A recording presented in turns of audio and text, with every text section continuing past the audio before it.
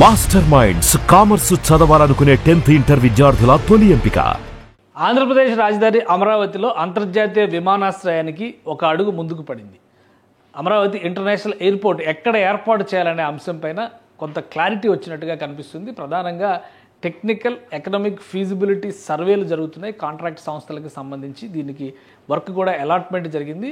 ఏ ప్రాంతంలో ఏర్పాటు చేయాలనే దానిపైన ఒక కన్క్లూజన్ వచ్చినట్టుగా సమాచారం వస్తుంది. అయితే అధికారికంగా ఇంకా దీన్ని ప్రకటించాల్సి ఉంది. ప్రస్తుతం మనకు ఉన్నటువంటి సమాచారం ప్రకారం చూస్తే కనుక అమరావతి ఇంటర్నేషనల్ ఎయిర్పోర్ట్ విజయవాడ గుంటూరు హైవేకి మధ్యలో వచ్చేటువంటి అవకాశాలు కనిపిస్తున్నాయి. హైవేని ఆనుకుని ఈ ఇంటర్నేషనల్ ఎయిర్పోర్ట్ని సజెస్ట్ చేస్తున్నట్టుగా సమాచారం వస్తుంది. ఒకసారి పరిశీలిద్దాం ఎక్కడ ఉండొచ్చు విమానాశ్రయానికి సంబంధించి. ఇది ఓవరాల్గా అమరావతి రీజియన్కి సంబంధించినటువంటి మ్యాప్ను మనం ఒకసారి చూస్తే కనుక ఇది సీడ్ క్యాపిటల్ ఏరియా కింద చెప్తున్నారు. దీనికి అన్ని వైపుల నుంచి చూస్తే, ఇటువైపు నుంచి చూసినా కానీ విజయవాడ గుంటూరు, ఇటువైపు నుంచి చూస్తే గుంటూరు, ఇటు నుంచి చూస్తే విజయవాడ, అలానే ఇటువైపు నుంచి చూసినప్పుడు హైదరాబాద్ నుంచి వచ్చేటువంటి మార్గాలు ఇలా రావచ్చు, ఇలా రావచ్చు. సో రహదారి వ్యవస్థలు చాలా వచ్చినాయి. అలానే గుంటూరు వైపు నుంచి రాయలసీమ కనెక్టివిటీ ఉంది.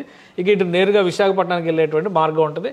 సో ఈ మొత్తాన్ని పరిశీలనలోకి తీసుకున్న తర్వాత ఇంటర్నేషనల్ ఎయిర్పోర్ట్ అమరావతి కట్టాల్సిందే అని 2019 నాటికే డిసైడ్ చేశారు. దానికి సంబంధించినటువంటి ప్రాథమికమైనటువంటి కొన్ని వర్క్స్ కూడా కంప్లీట్ చేసింది రాష్ట్ర ప్రభుత్వం. అయితే 2019 నుంచి 2024 వరకు అమరావతి పూర్తిగా అటకెక్కినటువంటి పరిస్థితి అందరికీ తెలిసిందే. ఇప్పుడు తాజాగా తీసుకున్నటువంటి నిర్ణయాల మేరకు భవిష్యత్ అవసరాలు ఒక 50 ఏళ్ల ప్రణాళికను దృష్టిలో పెట్టుకొని చూస్తే కనుక అంతర్జాతీయ విమానాశ్రయాన్ని ఇక్కడ ఏర్పాటు చేయాల్సిన అవసరం ఉందని చెప్పని ఎన్డీఏ ప్రభుత్వం భావిస్తుంది. అందులో భాగంగానే ఈ టెక్నో ఎకనామిక్ ఫీజిబుల్ సర్వేస్ పైన ఫోకస్ పెట్టింది. సో వీళ్ళు సజెస్ట్ చేస్తున్నటువంటి అంశాల ప్రకారం చూస్తే అమరావతికి ఆగ్నేయ భాగంలో ఉన్నటువంటి ప్రాంతంలో, అంటే ఇటు గుంటూరు ఫస్ట్ ఎక్స్పెక్టేషన్స్ ప్రకారం ఏంటంటే అందరూ అనుకున్నది ఈ తాడికొండ ప్రాంతంలో పెడతారు. ఎందుకంటే ఇక్కడ అమరావతి రైల్వే లైన్ వస్తుంది. అమరావతి రైల్వే స్టేషన్ ఇక్కడ పెద్ద భారీ హబ్ కింద, అక్కడ లాజిస్టిక్ హబ్ కింద తయారవుతుందని చెప్పి అంచనాలు వేశారు. కాబట్టి యాక్సెసిబిలిటీ ఉంటుంది, ఇక్కడ పెడదాం అనేటువంటి ఆలోచన చేశారు. అయితే ఇప్పుడు వ్యూహాత్మకంగా ఈ ప్రాంతంలో వచ్చినటువంటి సాయిల్, అంటే నేల బాగా గిడసబారినటువంటి నేల, అక్కడ చిన్న చిన్న గుట్టలో రాళ్ళులాగా ఉండేటువంటి ప్రాంతాలు ఎక్కువగా ఉన్నాయి. వీటన్నిటిని దృష్టిలో పెట్టుకుని ఫ్లాట్ ల్యాండ్స్, అంటే మైదాన భూములను వెతుకుతూ నంబూరుకి ఆగ్నేయంగా ఒక ప్రాంతాన్ని సెలెక్ట్ చేసినట్టుగా తెలుస్తుంది. ఇక్కడ ఏర్పాటు చేస్తే ఇటు గుంటూరు నుంచి, అలానే ఇటు అమరావతి నుంచి, ఇటు తెనాలి నుంచి రావడానికి, తెనాలి ఇక్కడ ఉంది, తెనాలి నుంచి రావడానికి యాక్సెసిబిలిటీ ఉంటుందని చెప్పని భావిస్తున్నారు.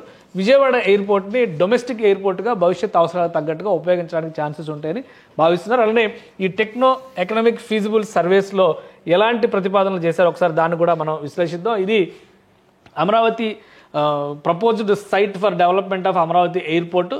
ఈ ఎయిర్పోర్ట్కి సంబంధించినటువంటి నమూనా ఇది. ఇక్కడ చూస్తే మనకి నంబూరు కనిపిస్తుంది. నంబూరుకి ఆగ్నేయంగా ఈ ప్రాంతంలో ఈ డిజైన్ని రూపొందించడం, అంటే ఈ ఎయిర్పోర్ట్కి సంబంధించి ఏ విధంగా ఉండాలి, ఇది టెర్మినల్కి సంబంధించినటువంటి నమూనా. దీనికి కొన్ని ప్రణాళికల్లో కూడా కొంత క్లారిటీ వచ్చేసింది. టెర్మినల్ ఒక 4,000 నుంచి 5,000 ఎకరాల భూమి ఇక్కడ సేకరించాల్సి ఉంటుంది. 4 నుంచి 5,000 ఎకరాలు. అలానే ఈ భూమి సేకరణ అంటే ఇన్ని ఎకరాలు మనం ల్యాండ్ పూలింగ్ సిస్టంలో వెళ్తే కనుక 5,000 ఎకరాలు అంటే దాదాపు 25,000 ఎకరాలు సేకరించాల్సిన అవసరం ఉంటుందని చెప్పని రాష్ట్ర ప్రభుత్వం చెప్పింది. ల్యాండ్ పూలింగ్లో ల్యాండ్ ఓనర్స్కి కూడా బాగా ఉంటుంది. డెవలప్ చేసిన తర్వాత ల్యాండ్ ఓనర్స్కి ప్రత్యేకంగా ల్యాండ్ అలాట్మెంట్ చేయాల్సినటువంటి అవసరం ఉంటుంది. కాబట్టి 25,000 ఎకరాలు అయితే పూలింగ్ ద్వారా తీసుకుంటే, అదే భూసేకరణ ద్వారా ల్యాండ్ ఎక్విజిషన్ ద్వారా తీసుకుంటే కనుక అంత అవసరం ఉండకపోవచ్చు. సో ఇప్పుడు చాలామందికి డౌట్ రావచ్చు, అమరావతిలో ఎయిర్పోర్ట్ ఎందుకు అని చెప్పని. ఈరోజు వచ్చినటువంటి ఒక కొత్త న్యూస్ ఏంటంటే 2026-29 మధ్య హైదరాబాద్ ఇంటర్నేషనల్ ఎయిర్పోర్ట్, ప్రస్తుతం ఉన్నటువంటి శంషాబాద్ ఇంటర్నేషనల్ ఎయిర్పోర్ట్ని మరొక ఫేజ్ విస్తరణకి వెళ్ళబోతున్నారు. మరొక రన్వే నిర్మించబోతున్నారు. 1,500 నుంచి 1,600 కోట్ల రూపాయలని జిఎంఆర్ గ్రూప్ ఇన్వెస్ట్ చేయబోతుంది. ఆల్రెడీ 2,94,00,000 మంది ప్రయాణికుల్ని ప్రయాణం, సంవత్సరానికి 2,94,00,000 మంది ప్రయాణికుల్ని ప్రస్తుతం హైదరాబాద్ ఇంటర్నేషనల్ ఎయిర్పోర్ట్ హ్యాండిల్ చేస్తుంది. దీని కెపాసిటీ గతంలో నిర్మించినప్పుడు 3,20,00,000 మంది ప్రయాణికుల్ని హ్యాండిల్ చేసే కెపాసిటీతో నిర్మించారు. ఇప్పుడు ఈ 10 ఏళ్లలో, అంటే దాదాపుగా ఎయిర్పోర్ట్ స్టార్ట్ అయ్యి 12 సంవత్సరాల నుంచి 13 సంవత్సరాలు అవుతుంది.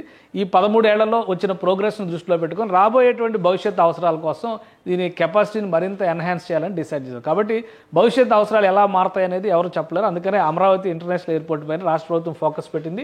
దీనికి ఒక ప్రణాళికను కూడా రూపొందించినట్టుగా చెబుతున్నారు. 2 రన్వేలు దీనిలో నిర్మించాలనేటువంటి ప్రతిపాదన చేస్తున్నారు. 2 రన్వేలు అంటే ఒకటి ప్రైమరీ రన్వే 4 కిలోమీటర్ల మేరకు నిర్మిస్తారు, అలానే సెకండరీ రన్వే వచ్చి 1.6 కిలోమీటర్స్ మేరగా నిర్మిస్తారని చెప్పని ఒక ప్రతిపాదనలు వచ్చినాయి. సో ఇవన్నీ కూడా టెక్నో ఎకనామిక్ ఫీజిబుల్ సర్వేస్ని బట్టి చేస్తున్నటువంటి ప్రతిపాదనలు మాత్రమే. ఫైనల్గా రాష్ట్ర ప్రభుత్వం తీసుకునేటువంటి నిర్ణయాన్ని ఆధారం చేసుకునే ఈ లొకేషన్ని డిసైడ్ చేసేటువంటి అవకాశం ఉంటుంది. అయితే ఇక్కడ చదును భూములు ఉండడం వలన, మైదానం లాగా ఉండడం వలన ఇక్కడ ఎక్కువగా కష్టపడాల్సినటువంటి అవసరం లేకుండానే ఎయిర్పోర్ట్ నిర్మాణానికి సానుకూలమైనటువంటి వాతావరణం ఉంటుందని చెప్పని చెబుతున్నారు. ఒకసారి మనం ఈ లొకేషన్ని చూస్తే కనుక నంబూరు ఈ ప్రాంతంలో ఉంది. అలానే ఈ మధ్య కాలంలో జరిగినటువంటి పరిణామాలు, మంగళగిరి నియోజకవర్గానికి సంబంధించి సిఆర్డీఏ లిమిట్స్ని ఎక్స్టెండ్ చేస్తూ రాష్ట్ర ప్రభుత్వం ఒక నిర్ణయం తీసుకుంది. దానికి సంబంధించినటువంటి జీవోను కూడా ఇచ్చింది.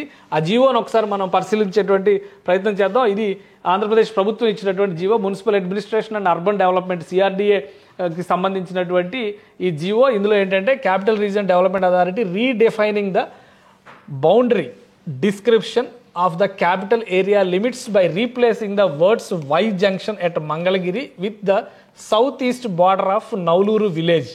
అంటే యాక్చువల్గా వై జంక్షన్ వరకు మాత్రమే ఫస్ట్ ప్రణాళికలో చేశారు, కానీ దాన్ని ఇప్పుడు ఎక్స్పాండ్ చేస్తూ రాష్ట్ర ప్రభుత్వం నిర్ణయం తీసుకుంది. నౌలూరు విలేజ్ని కూడా అందులోకి కలుపుతూ ఒక నిర్ణయం తీసుకుంది. అంటే రాబోయేటువంటి రోజుల్లో మంగళగిరి లొకేషన్కి వెళ్ళేటువంటి వాళ్ళకి ఇది చాలా క్లియర్గా కనిపిస్తుంది. ఇది ఇక్కడ చూస్తే ఇది సిఆర్డీఏకి సంబంధించినటువంటి, అంటే సిఆర్డీఏ కాదు సీడ్ క్యాపిటల్కి సంబంధించినటువంటి ప్లేస్మెంట్స్ని మనం ఈ బార్డర్, ఈ రెడ్ లైన్ మొత్తాన్ని కూడా సీడ్ క్యాపిటల్ ఏరియా మాస్టర్ ప్లాన్లో భాగమైనటువంటి ప్రాంతంగా మనం చూస్తాం. ఇక్కడ మీరు చూస్తే నౌలూరు విలేజ్ ఇక్కడ పక్కకు ఉంది. ఇక్కడ చూస్తే వై జంక్షన్ అనేటువంటి ఒక జంక్షన్ మాత్రమే నోటిఫై చేశారు. ఇప్పుడు Nowluru village, south east of Nowluru village అని చెప్పని దీన్ని కూడా భాగం చేశారు. కాబట్టి ఈ ప్రాంతం అంతా కూడా సిఆర్డీఏ లిమిట్స్లో, ముఖ్యంగా క్యాపిటల్ లిమిట్స్లోకి వచ్చేటువంటి అవకాశం ఉంటుంది. సో ఇక్కడ ఒక ఎక్స్పాన్షన్ జరిగిందనేటువంటి విషయాన్ని మనం చాలా సులువుగా అర్థం చేసుకోవచ్చు.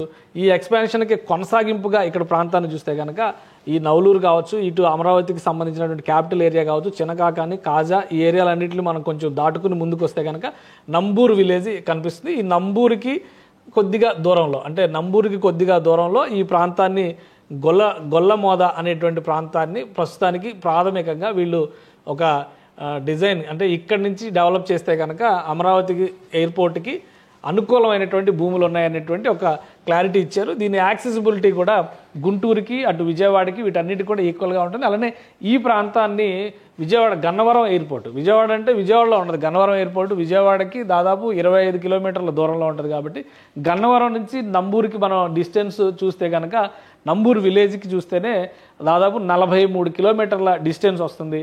43 కిలోమీటర్లు అంటే ఇక్కడ గంట సేపు ప్రయాణం కనిపిస్తుంది నంబూరు విలేజ్కి. కానీ ప్రపోజ్ చేసినటువంటి ప్రాంతం నంబూరు విలేజ్కి ఇంకొంచెం దిగువన ఉన్నటువంటి ప్రాంతం కాబట్టి సో ఒక గంటంపావు జర్నీ ఉంటుంది. దాదాపు 40 నుంచి 50 కిలోమీటర్ల డిస్టెన్స్ ఉంటుంది. ఇది డొమెస్టిక్ ఎయిర్పోర్ట్గా గన్నవరం ఎయిర్పోర్ట్ మారినా కానీ భవిష్యత్ అవసరాలకి అంతర్జాతీయ విమానాశ్రయంగా ఇక్కడ ఏర్పాటు చేయబోయేటువంటి కొత్త అమరావతి ఇంటర్నేషనల్ ఎయిర్పోర్ట్ సర్వీసెస్ ఇస్తుందని చెప్పని అందరూ భావిస్తున్నారు.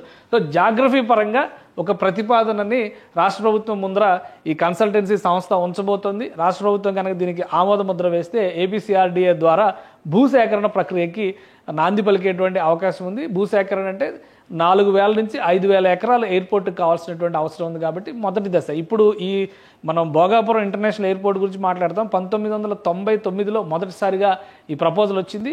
అప్పటి నుంచి దశల వారీగా భూసేకరణ ఈ ప్రక్రియలన్నీ జరిగి ఇప్పుడు కన్స్ట్రక్షన్లో కంప్లీట్ అవడానికి 2026లో అక్కడ విమానం ఎగురుతుంది అనేటువంటి ఒక అంచనా వచ్చింది. కాబట్టి అమరావతి ఇంటర్నేషనల్ ఎయిర్పోర్ట్కి ఈ రోజు ప్రతిపాదనలు చేస్తే వచ్చే సంవత్సరం ఓపెన్ అవుతుందని చెప్పి అనుకోవడానికి అవకాశం లేదు. ఈ డెవలప్మెంట్కి సంబంధించి కనీసం 10 నుంచి 15 సంవత్సరాలు పట్టేటువంటి ఛాన్సెస్ ఉండొచ్చు.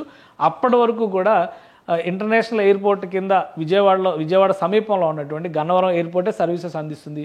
భవిష్యత్ అవసరాల రీత్యా మాత్రమే దీన్ని ఒక ఫ్యూచర్ ప్లాన్ కింద ఆంధ్రప్రదేశ్ ప్రభుత్వం భావిస్తుంది. కాబట్టి ఇప్పుడు ఇచ్చేటువంటి ప్రతిపాదనలను పరిశీలించిన తర్వాత రాష్ట్ర ప్రభుత్వం ఆమోద ముద్ర వేస్తే కనుక తక్షణమే ల్యాండ్ ఎక్విజిషన్కి వెళ్ళేటువంటి అవకాశం ఉంది. సుమన్ టీవీలో మీ పర్సనల్ అండ్ బిజినెస్ ప్రమోషన్స్ కోసం కింది నెంబర్కి కాంటాక్ట్ చేయండి.